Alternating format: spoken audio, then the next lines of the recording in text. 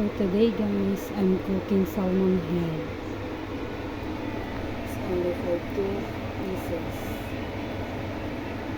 This is my simple recipe. Red onion, ginger, tomato, and chili. That's it.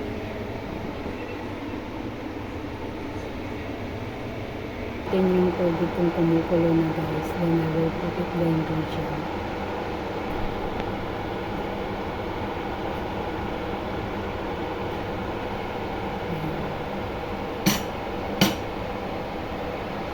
Kumukulo na siya.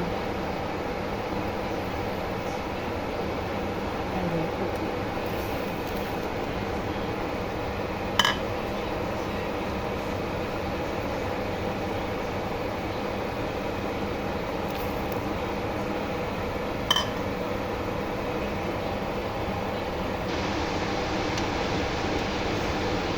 Ilagay ko na yung kamatis, luya, tsaka sibuyas guys. Lulutuin ko lang sa konti, tapos ilalagay ko na yung salmon.